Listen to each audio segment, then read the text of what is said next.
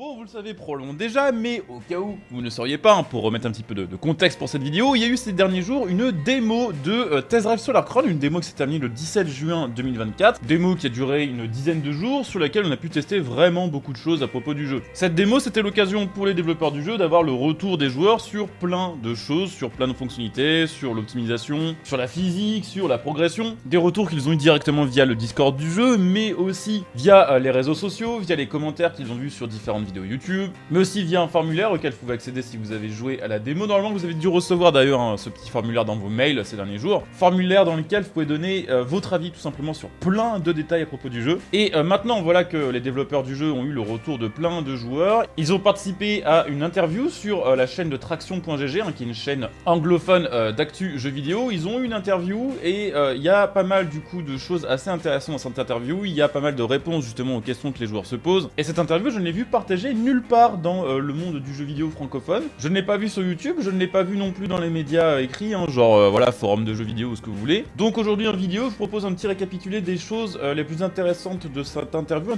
qui dure une quarantaine de minutes, vous pouvez le trouver, je le disais, sur la chaîne de Traction.gg. Ici, on va essayer de faire ça un peu plus vite et de parler uniquement des choses qu'on ne savait pas déjà, puisque dans cette interview, il y a aussi pas mal de rappels d'infos qu'on savait déjà à propos du jeu. Donc on parle de tout ça aujourd'hui en vidéo. Bien sûr, n'hésitez pas à donner encore une fois votre avis en commentaire sur ce qui est annoncé, sur ce qui est détaillé, voilà, dans cette interview. Vous l'aurez compris, les développeurs du jeu regardent aussi pas mal les chaînes YouTube et les commentaires pour savoir ce qui est un petit peu pensé par les joueurs. Donc même si j'ai pas du tout la plus grosse chaîne, voilà, en termes de jeux, de courses, on sait jamais, ça peut peut-être être utile à un moment ou l'autre. Donc n'hésitez pas à donner vos retours en commentaire, n'hésitez pas à laisser un petit like comme d'habitude à cette vidéo pour lui donner un petit peu de visu, voilà. Et pensez bien sûr à vous abonner pour les prochaines vidéos, parce que bien sûr dès qu'il y aura des news, on en parlera à propos du jeu, mais à propos de plein d'autres jeux. On va commencer du coup par reparler de cette démo avec quand même voilà des choses assez rassurantes, puisque via cette interview, on a la confirmation que ce qu'on a pu tester sur PC en réalité correspondait à une version du jeu qui était assez ancienne. Ce qui veut dire que ce qu'on a pu tester là, en juin 2024, ne représente pas en réalité l'état du jeu et de son développement en juin 2024. Alors vous allez me dire, ouais, c'est con de faire ça, pourquoi ne pas proposer une démo basée sur les dernières versions du jeu? Pour la simple et bonne raison, et ça c'est vrai qu'il l'a expliqué, c'est que en fait pour cette démo, ils ont dû tout simplement faire une branche de développement spéciale qui a bossé sur la démo pendant plusieurs semaines, voire plusieurs mois, pour décider ce qui serait montré, les voitures qu'on pourrait utiliser, pour décider aussi bien sûr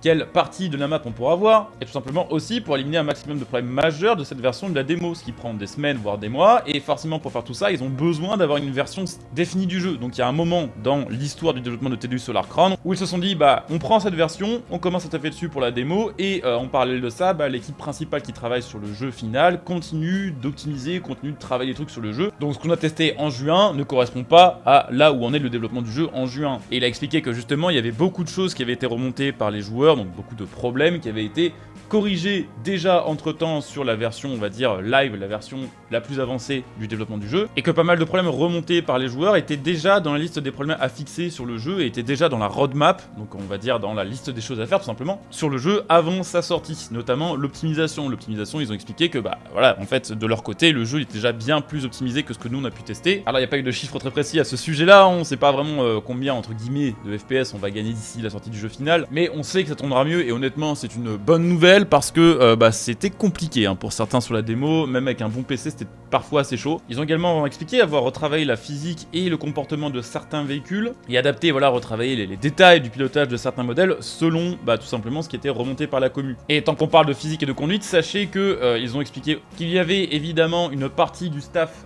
voilà, du développement du jeu qui bossait spécialement sur la compatibilité volant, et que très régulièrement, et ça va continuer, on peut le supposer jusqu'à la sortie du jeu, voire même après sa sortie avec les différentes mises à jour, il y a de nouveaux volants qui sont compatibles, des nouvelles marques, des nouveaux modèles. Et même si ça n'a pas été vraiment dit dans cette interview, je pense qu'on peut se rassurer à ce niveau-là, notamment parce qu'il y a beaucoup de gens parmi vous qui ont des volants de très grandes marques comme Trustmaster et Logitech. Et quand on voit que déjà sur la démo, pas mal de volants de marques, on va dire un peu moins connues, des volants Moza, des volants Camus, était compatible avec le jeu et fonctionnait déjà pas trop mal, même si évidemment, voilà, il y avait des choses à corriger, des choses à débugger. Alors, on doit pouvoir se dire globalement que tous les volants des grandes marques, en tout cas tous les volants relativement récents, devraient fonctionner sur le jeu sans souci. Donc il y aura probablement pas mal de détails qui vont être touchés d'ici la sortie du jeu final en ce qui concerne la conduite des véhicules. Après, il faut quand même se dire que ce qu'on a testé là, ça doit correspondre peut-être à 80 ou 85% à ce qu'on aura sur le jeu final. Et vraiment, ils ont mis l'accent là-dessus dans l'interview, ils veulent que chaque voiture soit une expérience particulière, et que vraiment, pour être bon bon avec une voiture, on ait eu besoin, entre guillemets, de jouer quand même un petit moment avec, de s'adapter à son pilotage, de connaître la voiture dans ses détails, de savoir vraiment à quel moment vous allez devoir passer les vitesses pour être optimisé, comment vont se faire les transferts de masse, comment va gérer la voiture son appui à haute vitesse, est-ce que ça va être une voiture sous-vireuse, est-ce que ça va être une voiture plutôt sur-vireuse, enfin bref, vous voyez tous les détails, toutes ces choses-là, fit assez bien avec de toute façon la mentalité TDU, où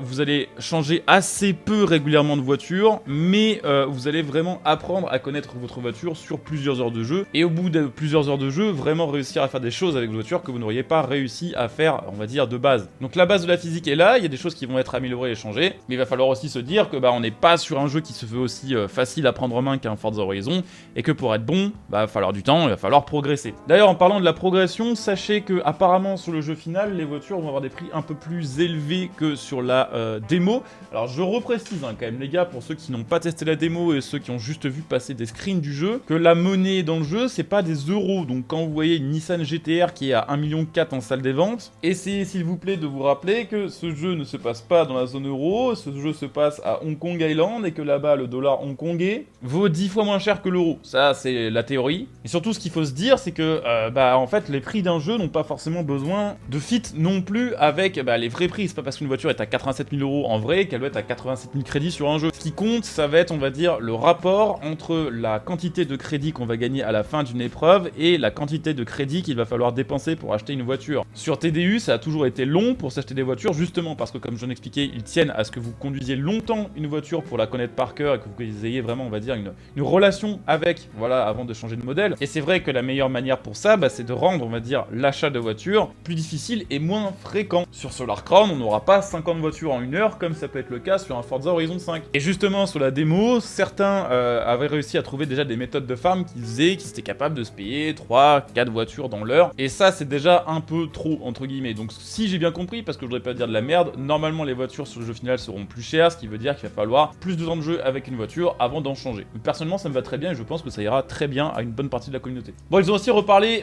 du côté only online du jeu. Ils savent que ça fait partie des choses qui vraiment ne plaisent pas trop au grand public, notamment parce qu'il y a eu des histoires, voilà, de jeux comme The Crew qui ont fermé leur serveur il y a quelques mois et qui ne sont plus jouables, ce qui veut dire qu'à l'époque on a payé de l'argent, on a payé peut-être 50-60 balles pour The Crew 1 et que maintenant on peut plus y jouer, donc c'est comme si on a mis 50 balles à la poubelle quelque part. Les développeurs sont au courant de ce problème là et ils ont même mentionné verbalement The Crew 1, ils savent que les joueurs ont peur, voilà, de ce problème là à cause de ce jeu là et ils ont expliqué qu'ils travaillent déjà sur des solutions à proposer aux joueurs pour que si un jour TDU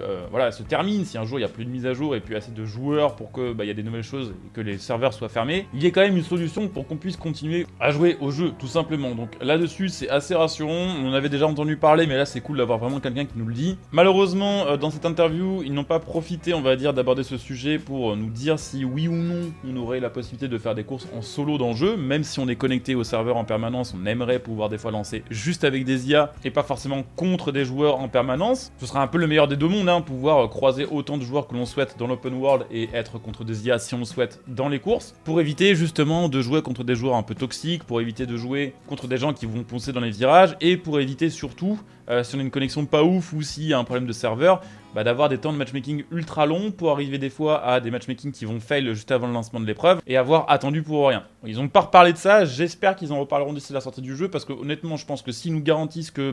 un jour si le jeu arrive à sa fin on pourra quand même y jouer, qu'il y aura une solution et qu'en plus de ça on a la possibilité de jouer en solo si on le veut, voilà, durant les épreuves ou en tout cas que contre des IA, ils suppriment toutes les grandes inquiétudes qu'il y a à propos de ce sujet. Ils ont ensuite parlé de l'avenir du jeu et de ce qui allait arriver avec les mises à jour et honnêtement ça m'a fait chaud au cœur et ça m'a fait plaisir d'entendre certains trucs. En gros, pour faire très simple,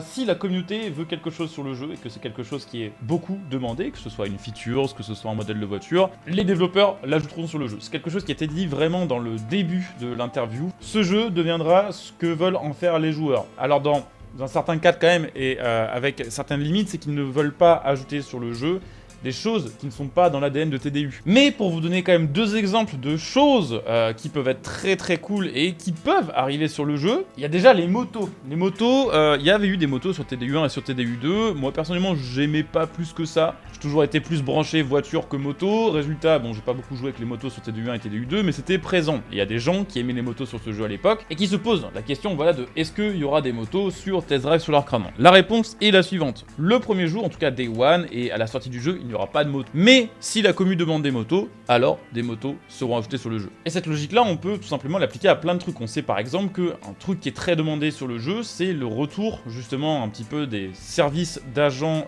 immobiliers, avec la possibilité, comme sur TDU1 et 2, d'acheter des maisons et de pouvoir créer son garage dedans. On sait que jour 1, ce ne sera pas présent sur le jeu, mais on sait que ça va être ajouté ça dans les premiers mois. Ça avait été indiqué dans un des petits textes, une des lettres à la communauté sur Steam qui avait été faite par les développeurs du jeu. Ça devrait arriver peut-être avec la première mise à jour. Donc ils écoutent beaucoup ce que la commu, et ce que la commu demande, tant que ça reste, on va dire, lié à cette image, voilà, on va dire un peu passion, un peu classe, un peu lifestyle de TDU, ça a ses chances d'arriver sur le jeu. Et surtout, ils ont parlé dans cette interview de la VR, en disant que bah c'est pareil, hein, si la commu demande massivement du VR, il y aura probablement du VR sur Test Drive Solar Crown. Et j'avoue que ça, ce serait probablement un excellent argument de vente. À l'heure actuelle, il n'y a aucun jeu de course open world proposant le support VR. Alors de base, je suis pas forcément fan du VR pour la plupart des jeux, par exemple les FPS en VR, je trouve ça absolument dégueulasse. Par contre, depuis que j'ai testé Gran Turismo 7 avec le PSVR 2, je dois avouer que je trouve ça incroyable. Et sur Gran Turismo 7, on n'est pas sur un jeu de course open world, on est sur un jeu sur circuit, et pourtant, quand vous êtes vraiment avec le casque VR,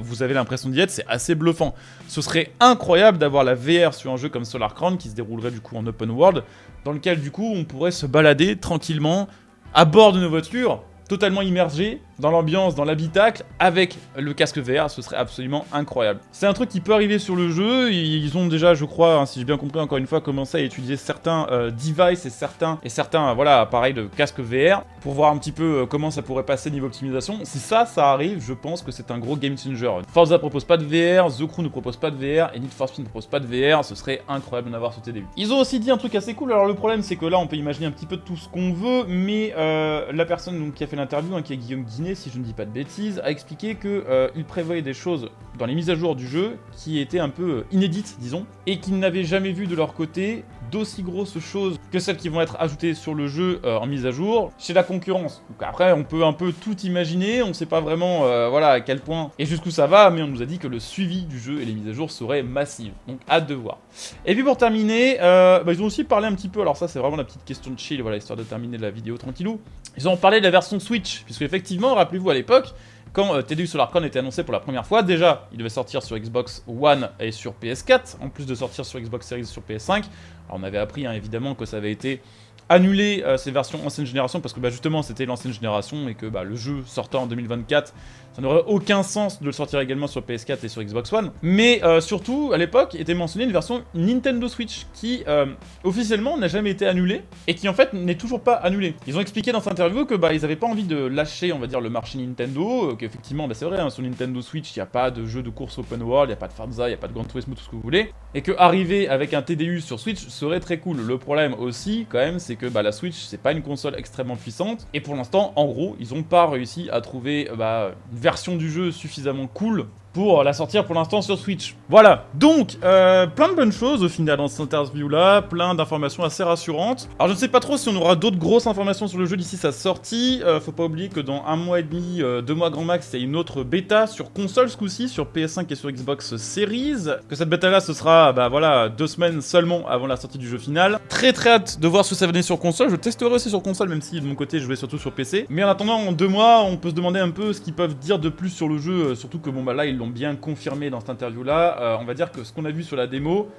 en termes de fonctionnalité, à part, on va dire évidemment le délire compétitif, le Solar Crown, et à part évidemment l'avancée des combats de clans et tout ce qui va avec, en termes de fonctionnalité pure, que ce soit avec la custom, le personnage, sa gestion, la gestion des voitures, tout ça, on a vu, on va dire, vraiment ce qu'on retrouvait sur le jeu final. Donc je vois pas trop quel sujet pourrait être abordé en news avant la sortie de cette bêta. On verra. S'il y a des choses à dire, je vous en parlerai de toute façon. Donc, pensez à vous abonner, voilà. En attendant, plus de news, en ce moment, je fais pas mal de live sur Twitch, donc si ça vous intéresse, n'hésitez pas à venir jeter un petit coup d'œil, voilà, pour assister au prochain live, pour venir faire un petit coucou, pour discuter. Le lien sera sous la vidéo, donc n'hésitez pas à venir follow, et éventuellement utiliser votre Prime pour soutenir la chaîne. Et puis pensez comme d'hab aussi au petit lien Instant Gaming qui est sous cette vidéo, il permet d'acheter vos jeux moins chers en donnant un coup de pouce à la chaîne. Il y a aussi Solar Crown évidemment qui est moins cher sur mon lien Instant Gaming, donc voilà, pensez à jeter un petit coup d'œil, on se dit à très bientôt pour une nouvelle vidéo. En attendant, portez-vous bien, ciao.